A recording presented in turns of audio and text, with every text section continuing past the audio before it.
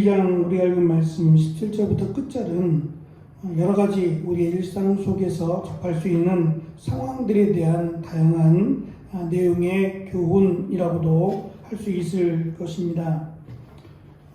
특별히 26절에서 너는 사람과 더불어 손을 잡지 말며 남의 빚에 보증을 서지 말라라는 내용으로 이 보증에 대한 위험성을 여러 차례 솔로몬이 강조하는 것으로 볼 때 이 빚보증으로 말미암아 많은 사회적 어려움과 또는 이 가정의 파탄이라고 할 수 있는 것이 적지 않았던 것 같아요. 그래서 보증을 서지 말고 차라리 도와주라고 내가 힘써 도와주는 것이 보증을 서서 오히려 그 사람과 원수가 되거나 또는 그 이상의 악영향을 미치는 것보다 낫다라는 것을 강조합니다.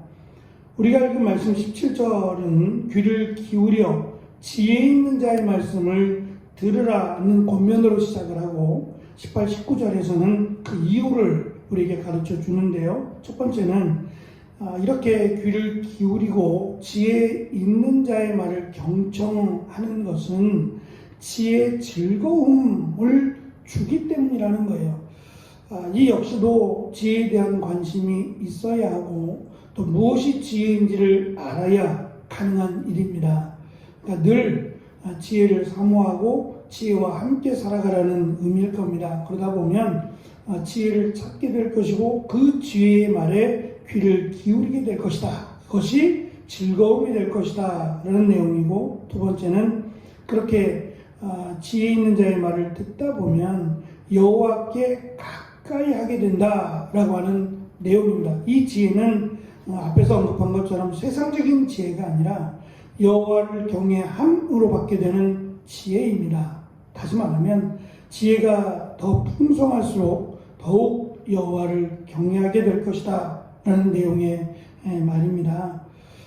이 말은 사실 오랜 동안 신앙생활을 하거나 또는 그리스도인으로 또는 크리스찬으로 살아가면서 특별히 주의해야 될 말씀이 아닌가라는 생각이 들었습니다. 너무 익숙해서 너무 당연한 것처럼 그렇게 살아가다 보면 여호와를 경외하라 충분히 이해는 하지만 그것이 그냥 이해로 끝나게 되면 결국 그것은 반쪽짜리도 되지 않는 참 지혜가 되지 못하기 때문입니다.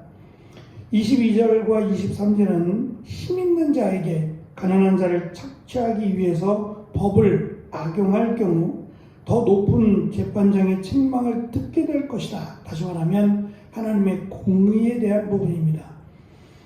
세상에서도 재판장이 가장 기본적으로 갖춰야 될 것은 공의입니다.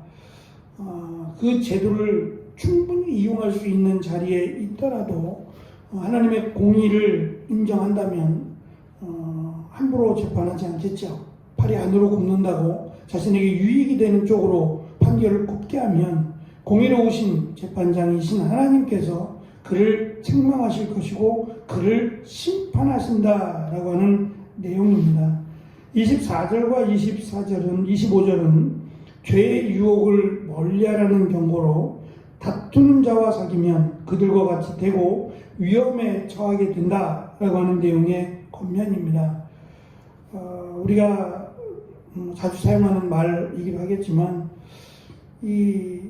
지금은 그렇지 않습니다만 과거에는 먹을 것이 귀해서 그런지 모르지만 이 개구리를 잡아서 요리를 하는 일들이 왕왕 있었어요. 제가 군에 있을 때에도 거기가 이제 강이 소양강이 흐르는 이제 북으로 흐르는 강이거든요. 남에서 북으로 흐르는 강인데 이 소양강이 이렇게 주변에 곳곳에 이제 소양강 물줄기가 있는데 조금 큰 강이 하나 있는데 그 강이 범람을 하거나 옛날 다리여서 그럴 수도 있습니다. 이제 그런 일들이 잦다 보니까 그쪽으로 가서 이 보수하는 일들이 좀 비만 많이 오거나 또 그러면 그 주변의 부대의 군인들이 가서 그것을 보수하거나 뭐 땅을 좀 파내거나 하는 일들이 잦았어요. 이 그 일들 하루 종일 진짜 말 그대로 그냥 노가다죠. 뭐 가서 그냥 삽질하고 오고 하루 종일 그러고 오는 건데 다리를 고쳐야지 그거 한다고 되겠느냐 말이에요. 근데 다리 고칠 생각은 안 하고 늘 그냥 주민들이 불편하다 민원이 들어오면 가서 그냥 땅을 파고 많은 일들을 해왔는데 거기 그렇게 개구리가 그 강에 개구리가 많이 살았어요. 그물을 던져서 개구리를 잡는 이들이 왕왕 있었는데 교회에서 그 옆에가 바로 교회여서 군인교회라서 군인교회 가서 예배를 드리고 점심을 먹고 또 주일학교까지 봉사하고 그리고 이제 저는 돌아오는데 선생님들 중에 군인 가족이죠. 군인 가족 중에 그런 걸 좋아하시는 분이 있잖아요. 한두 분씩은. 근데 그분이 이게 겨울개구리라고 해서 동면개구리는 겨울개구리는 약에 쓴다나요? 깨끗하고 뭐 등등 여러 가지 이유로 해서 그 얼음을 깨고 그걸 그렇게 잡아다가 군인들이라고 해서 몸에 보약이 된다나요? 그걸 또 기름에 튀기고 뭐하고 해가지고 하여튼 그걸 되게 좋아하시는 분이 있어요. 그래서 저도 처음으로 이제 군대에 가서 개구리라는 거를 먹어봤어요. 근데 이제 이 개구리가 죽여서 갖고 오기도 하고 때로는 이게 살아있는 놈을 갖고 와서 요리도 합니다. 근데 개구리라는 놈이 점프력이 되게 좋잖아요. 막 튀어나가고 막 이런 건데 이런 놈을 삶아서 요리를 할 때 보면 뜨거운 물에다 삶지 않고 미지근한 물에다가 그러니까 뜨겁지 않은 아주 약하게 미지근한 물에다 이렇게 넣어놔요. 그러면 개구리가 거기서 수영을 하고 있어요. 그 모습이 얼마나 우습든지 죽을 거잖아요. 죽을 건데 거기서 수영하며 놀고 있는 모습이 참 이걸 뭐 어떻게 이해해야 되나. 근데 곧 죽어요. 그렇게 그냥 수영하다가 즐기다가 그냥 삶아져 버리죠. 마치 그것처럼 우리가 살아가면서 이 누구랑 같이 있고 누구랑 같이 살아가고 누구랑 같이 행동하느냐가 나도 모르는 사이에 그렇게 되어 버린다는 의미입니다. 그러니까 죄의 유혹이 그렇게 만만하지 않다는 거죠. 내가 좋아하는 것을 따라가게 돼 있고 또 내가 관심 있어 하는 사람들과 모이게 돼 있는데 결국 그것이 나를 어디로 인도하느냐를 결정할 것이기에 죄의 유혹을 멀리 하려면 결국 내가 누구랑 가까이 해야 되느냐라고 하는 그 점을 살펴보라는 내용입니다. 26절과 27절은 말씀드린 사람과 더불어 손을 잡지 말라라고 하는 내용인데 이것은 이 보증에 대한 부분입니다. 손을 잡다라고 하는 이 내용이 누구랑 함께 보증을 쓸 것이냐에 대한 마치 속담처럼 되어진 부분인데요. 그것 때문에 결국은 침상이라고 하는 휴식의 장소이자 또 거룩의 장소인 침상도 빼앗기게 될 것이다 라고 하는 심지어는 아내마저도 빼앗기게 될 것에 대한 강한 경고를 합니다. 28절은 지게석이라고 하는 우리가 흔히 사용하지 않는 단어를 사용해서 설명을 하는데요. 이 지게석이라고 하는 것이 우리가 말하는 경계석이라고도 할 수 있습니다. 어디서부터 어디까지 이 사람의 집, 이 사람의 것이라고 하는 것을 강조해주는 그런 편말이었는데 이 지게석을 옮긴다는 얘기는 그 땅을 차지한다는 얘기예요. 그 땅을 차지하거나 빼앗거나 탈취하는 행위를 일반적으로 말하는데 여기서는 부동산 그 의미가 있습니다.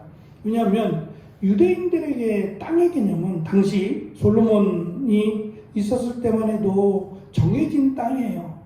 비록 어쩔 수 없는 상황이 처해져서 땅을 팔거나 하는 일들이 있었지만 신앙제도에 의해서 그 땅은 다시 원래 주인에게로 돌아가죠. 그러니까 지게석을 함부로 옮길 수는 없는 거예요.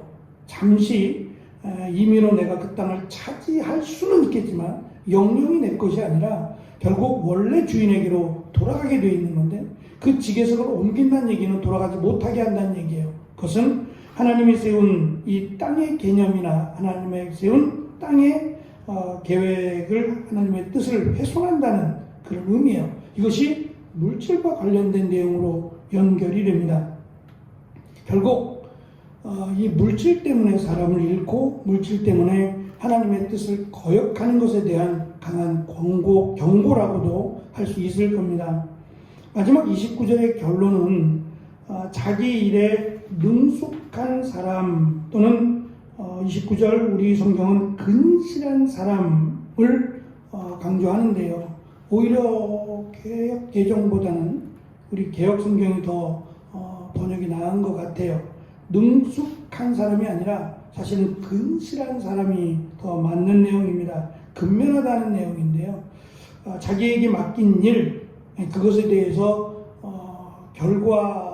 물론 결과를 생각하지 않을 수는 없지만 결과만을 놓고 평가하지 않고 지금 자기가 하는 그 과정의 일에 대해서 최선을 다하는 사람, 바로 그런 사람이 오히려 하나님의 은혜와 축복을 받을 것이라는 거예요. 그러니까 1억 천금을 누리는 사람은 위험한 사람이고, 특별히 그것이 주고자 하는 이 물질의 유혹이 결국은 그를 삼킬 것이고, 하나님의 뜻을 거역하거나 또는 가난하고 연약한 사람들을 오히려 착취하거나 핍박하는 결과를 낳게 될 것이다 라고 하는 것에 대한 권면이고, 대신에 우리가 해야 될 일은 맡겨주는 일을 근면하게 성실하게 감당하라는 거죠. 그러면 하나님께서 풍성한 것으로 채워주실 것이다. 당시에는 산업화가 되지 않았고 거의 농사가 주된 업이었잖아요. 결국 날씨만 보장이 되면 풍성한 열매를 거두게 되죠. 그 날씨를 하나님이 주장해 주실 것을 지금 이야기하므로 맡겨진 일을 성실하게 또 근면하게 또 하나님의 말씀에 더욱 귀를 기울이며 나아가는 자를 하나님이 도우신다는 겁니다. 물질에 관심을 끊으라는 얘기는 아닙니다만 그것이 인생의 목적이 되지 않도록 주의하고 오히려 우리에게 맡겨진 일을 통해서 하나님의 은혜를 받으라는 그런 권면의 내용입니다. 오늘도 우리에게 주어진 어제 상당히 덥더라고요. 바람은 선선한데 햇볕이 뜨거워서 많이 힘드셨을 텐데 오늘도 주어진 일들을 은혜 가운데 또 믿음으로 잘 살아내고 하나님의 도우심을 고백하는 그냥 은혜로운 삶이 되시기를 축원합니다. 기도하겠습니다.